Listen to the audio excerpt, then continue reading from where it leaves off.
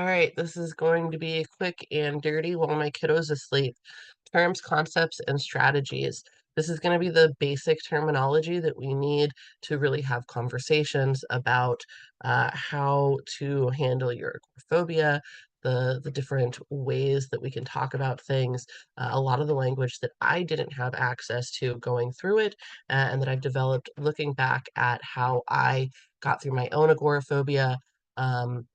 Where some of the ways that I was talked to about these things really hurt me at times instead of helping, hoping to make this a better way to kind of talk about some of these things.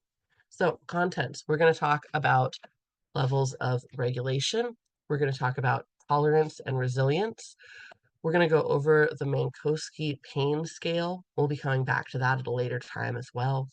We're going to go over some lessons from the pain scale, and then we're going to go over exposure categories.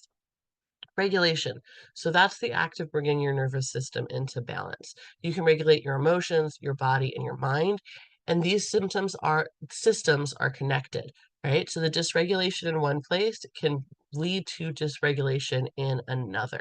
That kind of gets to what we would call a root issue going on. So you can have things show up in your emotions that started in your body or that started in your mind. Those would be the sort of things where you're dealing with thoughts. And again, we'll get more into the weeds with that later on. So likewise, there are strategies of regulation that use these connections. So breath work to regulate your emotions, right? That's a physical thing that we do that then has an effect on our emotions, or exercise for mental health.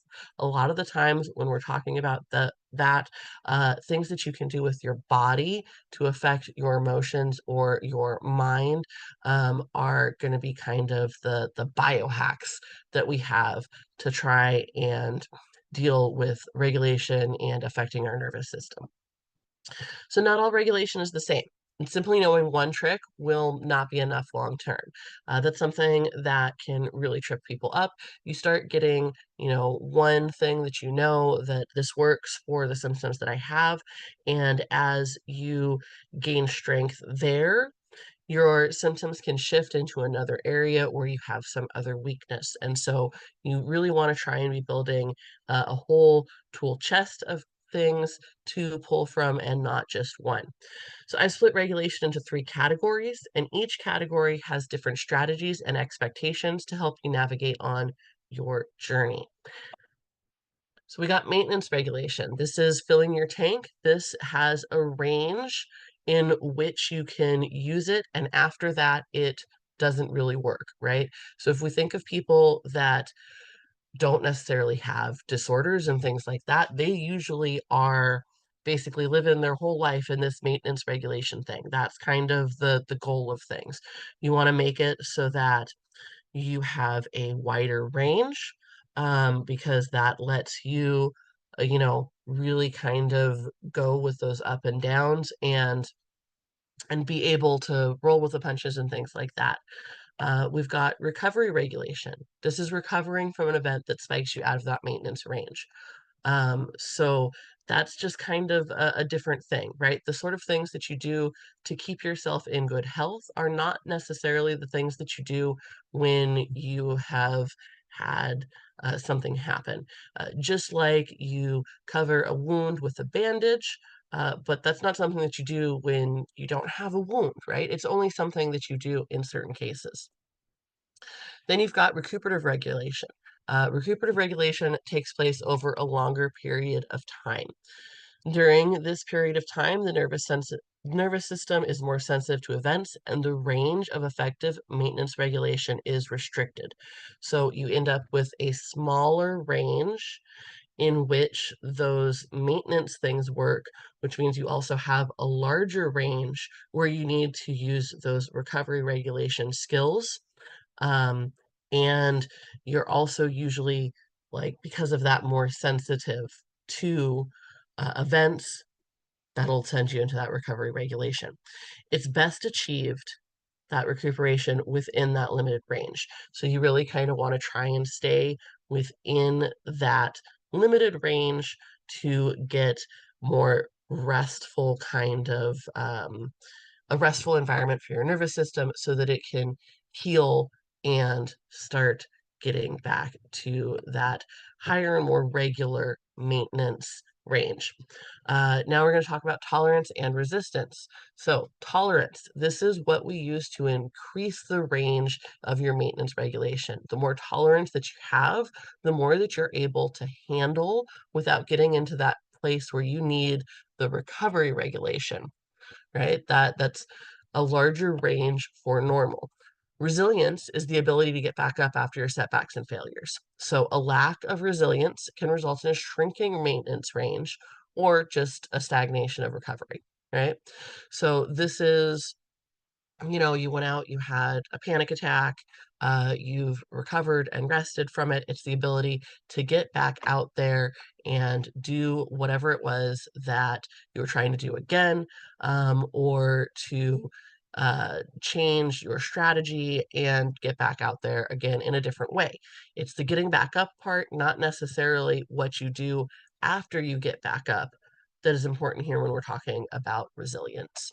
So, some examples of things you can gain tolerance and resilience towards would be failure, anxiety, specific stimuli. So, that would be things that trigger you, rest, and uncertainty.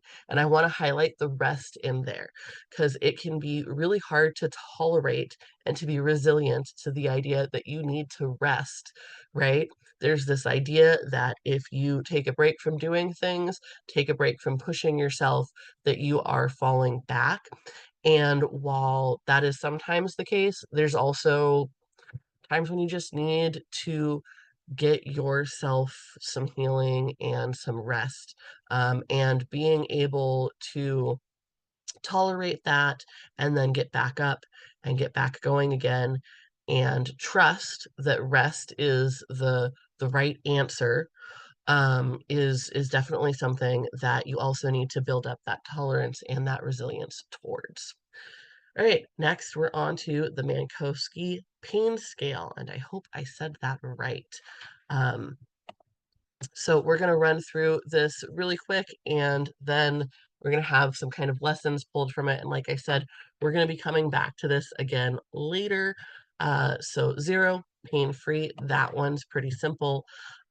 1, minor annoyance, so occasional twinges, no medication needed. 2, still a minor annoyance. Occasional strong twinges, but you still don't really need any medication. So this is just like, yeah, it's a little annoying. You maybe got a bit of a headache, but it's not really worth getting up and getting the meds for. And we're going to translate that into anxiety in a little bit here. Annoying enough to be distracting. Mild painkillers take care of it. Aspirin and ibuprofen. That's 3. 4, can be ignored if you are really involved in your work, but it's still distracting. Mild painkillers remove pain for 3 to 4 hours. I want you to pay attention here to how this is talking about attention as a metric of pain, right? It talks about you can ignore it, but it's distracting. So that's your attention. That is the marker of how painful something is. 5, can't be ignored for more than 30 minutes. Mild painkillers get rid of the pain for 3 to 4 hours.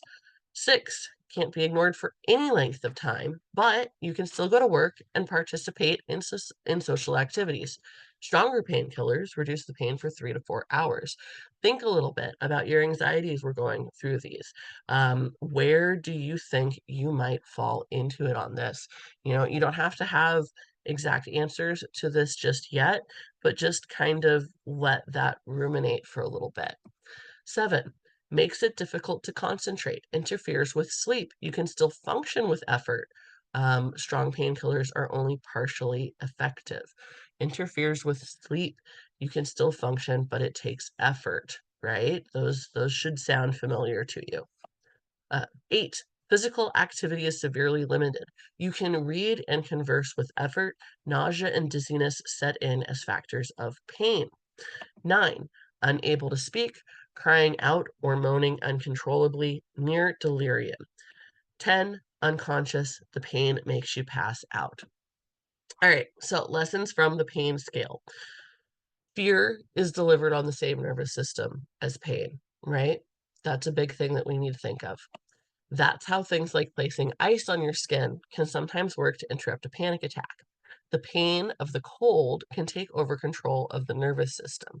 The nervous system can only relay so much information at once. So if it has fear and it has pain on the same system, your nervous system, fear and pain are the same. Your brain is the thing that tells you the difference, right? So our brain is what's interpreting our nervous system. But to our nervous system, the fear and the pain, it's all just messaging. Pain isn't just measured in intensity, it is measured in attention and duration, right? How much attention it takes, how much effort it takes to not pay attention to that pain, to that fear, and how long that pain and that fear has set in, how long your attention can be held away from that pain or that fear. The difference between a 4, a 5, and a 6 on the pain scale is how long you can go without the pain taking your attention. So now we think about that as fear. Fear in a measure of not just intensity, but how much it takes your mind away from other things. How long you can pay attention to something else without that fear taking your attention. All right, next we're going to go ahead and move on to exposure categories. Not all exposure is the same, right? If we think about it as the same, then the worst exposures are in the same thought bucket as all of the others. By separating them into different categories, we can manage our expectations and assign specific skills or goals to better navigate each. So you got pushing boundaries, best done within that maintenance regulation level. That's kind of the idea that you're reinforcing the idea that you're still within your maintenance regulation level. You don't have to use your recovery skills, or maybe you get to, just needing to use those recovery skills. You can prove to yourself that the recovery skills work and get back down to maintenance regulation level. And again, we're in recovery skills here, not into recuperative regulation skills here. If you do something where you're pushed into needing to recuperate, that usually goes against the idea that we're trying to get across with pushing boundaries of I can do this, I can recover with it, I can function within this range, right? That's what we're trying to prove to ourselves when we're pushing boundaries, that you can still function while doing these things. All right, gaining skills and accommodations. That's another reason for doing exposure. This is more like a boss battle in exchange for possible long-term benefits. And I say possible here because sometimes you go out, you do the boss battle, and then you get the wrong weapon, essentially, right? You get a bow and arrow and you're a long swordsman. That sucks. But you've crossed one place off of your list. You've crossed one item off of your list, and you move on to the next thing. The important part here is that we're framing it correctly so that we know we're going into a boss battle. You don't go into a boss battle without doing your XP grinding beforehand and leveling up, right? You don't go into a boss battle without going ahead and stocking up on your potions or whatever you need for healing. You go into a boss battle knowing that you're likely going to come out with low health, that you're going to need to go rest and recover afterwards. So we want to expect recovery time after. Uh, our goal is going to be to shorten that recovery time, right? That's the goal of the recovery regulation, to get better at that so that we can shorten our recovery time after moving out of that maintenance regulation. That's kind of another way of pushing boundaries, is just by gaining these skills a little bit better. But this way we're kind of just breaking down our expectations a little bit. And then lastly, you've got emergency and safety exposure. So this is accidental or necessary exposure, right? The purpose here is the ability to act at high levels of pain or fear and do what is necessary for your safety. There, you'll hear people say that panic attack isn't going to kill you or anything like that, but being unable to go and get help or unable to leave a place when that place is not safe, those are things that can absolutely affect your survival. So, what you want to be able to do is still be at those high levels of fear, those high levels of pain, and still do what you need to do. And again, we're managing our expectations here. When you're dealing with something where it's emergency and safety based, you know it's going to suck. You are tolerating that it sucks so that you can get through, do what you need to do, and then afterwards you recuperate, right? We get into that recuperative, um, ideally, that recuperative regulation after emergency, um, or if we're lucky, that recovery regulation, which takes a little bit less time, afterwards, and we know that that's what we're going to do afterwards. We know that this has a time limit, and this is different than when we're pushing boundaries or even than when we're just gaining those skills and getting to that boss battle. There's a different reason for it. It has a different priority level. And if, there are times where sometimes that is just the entire, like, all of your exposures or might be emergency and safety exposures. That's the only thing that you do for a while until you change your general situation enough so that you can experience these other exposures. But by separating these out, we're not, again, putting them in the same thought bucket. You don't want these emergency exposures where you're pushing yourself above and beyond for survival to be in that same thought bucket as pushing boundaries. That heightens all of that anticipatory anxiety. And it makes it feel like doing any little thing is going to be the same as pushing yourself into these high pain, fear experiences. Okay, so review. We went over levels of regulation. We have maintenance regulation, recovery regulation, and recuperative regulation. And one of the big differences there, recuperative regulation is going to be something that lasts longer. Maintenance regulation and recovery regulation, we're really talking about our range there. Once we get out of that kind of normal range, we need that recovery regulation to get back into our normal range again. And then recuperative regulation is that long-term healing process. Right, tolerance and resilience. Right, so we went over that a little bit. We talked about having the tolerance to experience things. So that's things that extend the range of our maintenance regulation, and the resilience to get back up and to do something again. That doesn't mean that we're doing the same thing. Sometimes we get back up and we strategize some and we do something different, and that's okay. But you get back up and you do something again. And we talked a little bit here about the idea of rest as something that you gain tolerance and resilience towards. Sometimes you get back up and you strategize and you say, the thing that I need now is rest, right? That can be a hard thing to make space for, but that doesn't mean that it's not one of the things that we need to work on. Sometimes the fact that it's hard to make space for is all the more reason why it is needed as something you need tolerance and resilience to do. All right, we went over the Manoski pain scale, so 0 through 10, and that looked at things with pain as an idea of attention. So that was some of the lessons from the pain scale.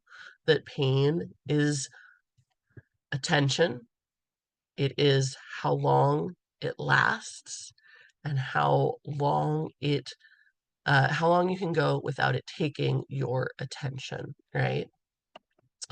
And then we went over exposure categories. You've got your exposure category for pushing boundaries. You've got your boss battle kind of exposure where you're trying to gain skills or accommodation, right? Higher risk but higher reward. And then you've got your emergency and safety exposures, and that is being able to, you know, handle yourself if you end up at those higher levels on accident, and you just need to get to a place where you can engage a recovery regulation and uh, reassess and do what you need to do, or when you need to push yourself into those higher levels of pain and fear for survival reasons. So, one of the ones that comes to mind right now would be evacuating, right? A lot of fires going on as I'm recording this in LA.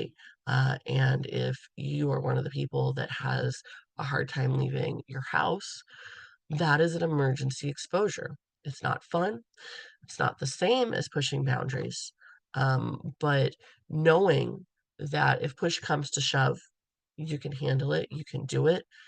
You've got skills for afterwards, and you've got skills for during. Those are important things that we try and